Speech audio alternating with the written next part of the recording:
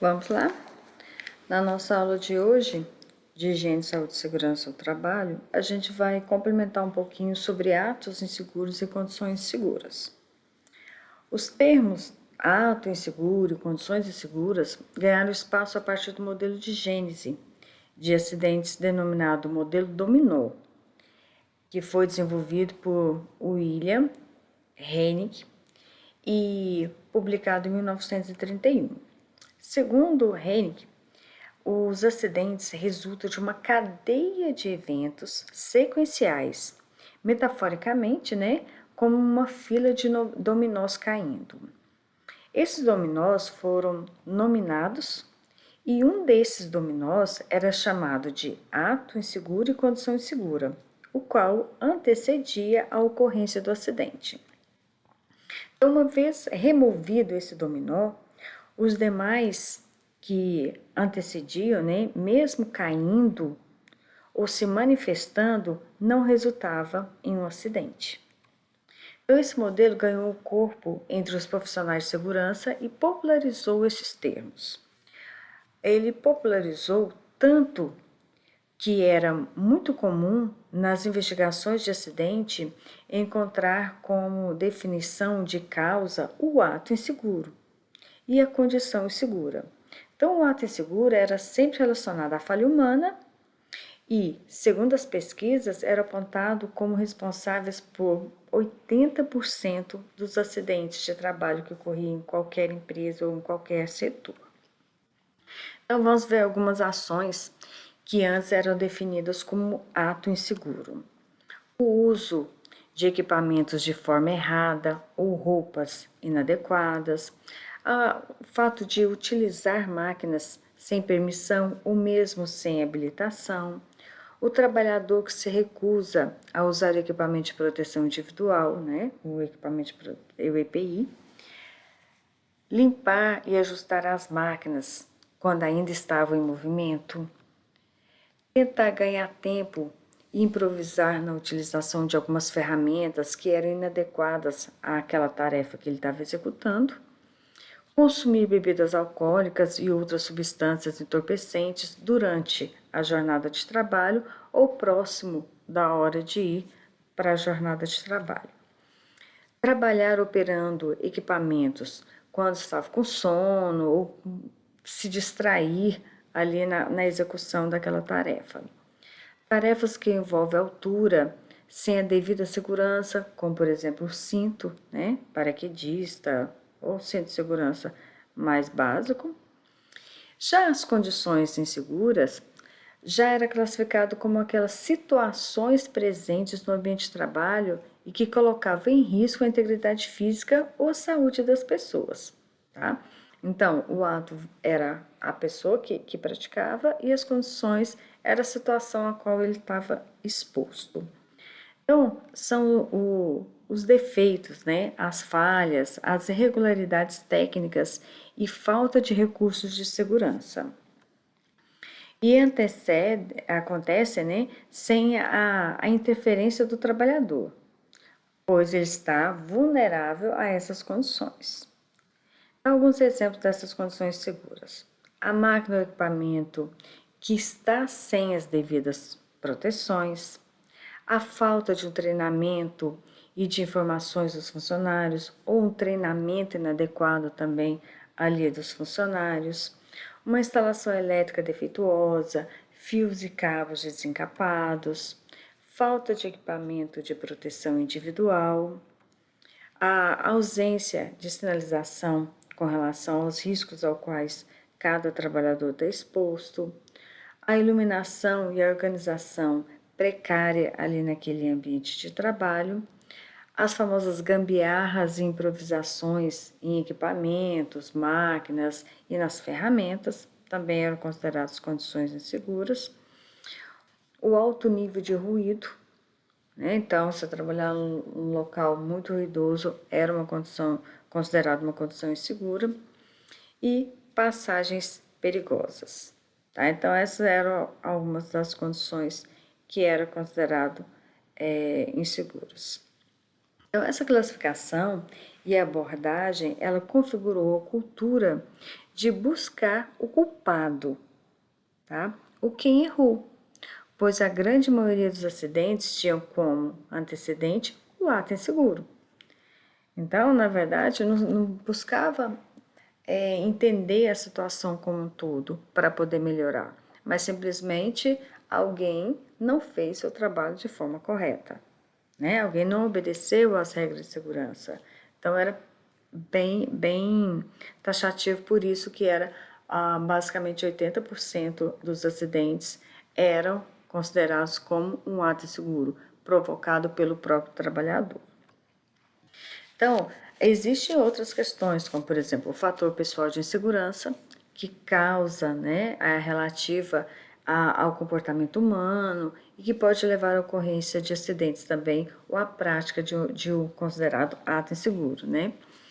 Então, a gente tem a inadaptação entre o homem e a função por fatores constitucionais, como exemplos, a gente tem a questão do sexo, então, de acordo com o sexo, ele não é adequado para determinadas funções, a questão da idade, então, dependendo da idade, não é adequado fazer determinadas funções, o tempo de reação de estímulos, né? Algumas pessoas reagem mais rápido, as outras não.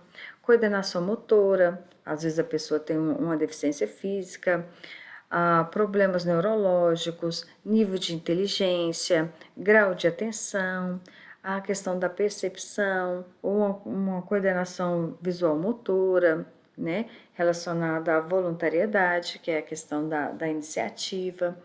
Então, todos esses fatores que é considerado constitucional, ou seja, é uma inadaptação do homem para aquela função específica. Okay? A gente tem os fatores circunstanciais, que é o que vai envolver o trabalhador, né, e vai influenciar o trabalhador na execução de sua tarefa. Então, são fatores que estão influenciando o desenvolvimento do indivíduo no momento. Que aí a gente tem os problemas familiares, abalos emocionais, a discussão com colegas, às vezes um alcoolismo, o uso de drogas, grande preocupação, doença, estado de fadiga, né? Então, esses fatores influenciam e muito. Imagina que você está com uma pessoa que você gosta muito que está doente, não adianta, você não consegue concentrar muito bem no trabalho. Você não vai trabalhar de forma tão adequada, né? Se você tem uma discussão com um colega, isso vai afetar também no seu trabalho. Então, esses são os fatores circunstanciais. A gente tem o desconhecimento dos riscos e da função, ou a forma de evitá-los. Aí, isso pode ser causado porque não houve uma seleção correta na hora de definir o profissional que iria trabalhar. Então, profissionais capacitados, profissionais qualificados, eles têm menos chance de sofrer acidente naquela função, tá? Então, é necessário que ocorra uma seleção eficaz. Então, o que pode provocar esse desconhecimento dos riscos da função e da forma de evitá-los? Aí entra a seleção ineficaz, a falha nos treinamentos, tá? Pode ser uma falta de treinamento também, não só a falha, mas a falta de treinamento, no caso de uma pessoa novata, ou quando ela vai para uma determinada função que ela não estava habituada. A negação de que aquele risco existe. Então, tem algumas pessoas também que negam a existência daquele risco, ela acha que aquilo não vai acontecer. E a gente tem o desajustamento também, que é relacionado com certas condições específicas do trabalho, como por exemplo, ou um problema com a chefia, ou um problema com os colegas, uma política salarial imprópria, né? Isso é muito comum também, isso afeta ali na execução do trabalho, pode provocar um acidente, ou uma política promocional imprópria. A gente tem muita questão assim, também de produtividade. Você tem que produzir, você tem que produzir. Se você conseguir produzir X, você ganha um abono salarial. Então, isso de uma certa forma, uma promoção inadequada, ela é imprópria. um clima de insegurança no local de trabalho, vamos supor que a empresa está passando por um processo de demissões, então você fica naquela ansiedade de que você vai ser demitido, não vai. Então esse clima de segurança no local de trabalho também afeta, tá? E a pressão por produtividade, que eu já comentei anteriormente. E a gente tem também a questão da personalidade. Então, são fatores que fazem parte das características de personalidade de alguns trabalhadores e que muitas vezes se manifestam por comportamentos impróprios. Então, por exemplo, uma pessoa desleixada, aquele machão, né? Eu faço esse serviço, pode deixar, ou aquele exibicionista, aí tem o calado e tem o falador, aqueles que gostam de mostrar que fazem muito, ou gostam de mostrar que produzem mais que o outro, né? Dentro da nossa área, não pode deixar que eu consigo trocar toda aquela parte elétrica lá sem precisar desligar a rede. Então, são exibicionistas, né? A gente tem o desatento, a gente tem o brincalhão, o negligente, aquele desleixado, a gente tem o apressado, o indisciplinado e dentro da nossa área de eletrotécnica, que é o mais preocupante, que é o excesso da autoconfiança, tá? Então, é a questão de personalidade mesmo que pode trazer e provocar algum acidente de trabalho. Então, o que fazer, né, com o ato inseguro se não o nominamos e o classificamos, né? Então, em 1990, Jean Norris e James Raison, eles colocaram ali uma pedra nesse problema. Então, já que a gente não pode ficar falando que é ato inseguro, que é condição insegura, então como que a gente vai definir isso? Então, eles criaram ali uma proposição do modelo de gênese de acidentes, denominado queijo suíço. E James Raison, ele com a proposição do conceito de um erro humano. Tá? Então, trouxe essa questão dos atos, das condições seguras, nessa proposição de conceito do erro humano. Lembrando que ainda hoje a gente vai ver muito essa classificação de ato e condição insegura. Por quê? Porque o ato e a condição insegura, ela é utilizada ainda para a questão da segurança em termos de organização e melhora da qualidade de serviço, tá?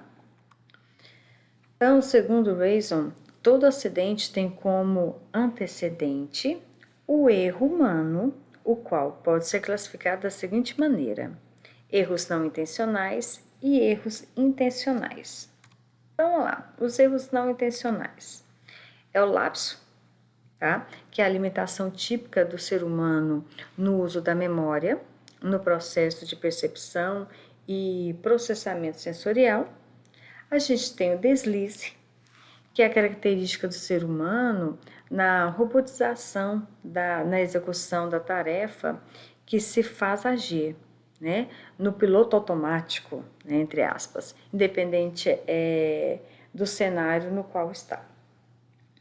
E a gente tem o equívoco, que é a ação típica da falta de conhecimento ou habilidade na execução da tarefa que induz as pessoas a ações decorrentes de julgamento próprio.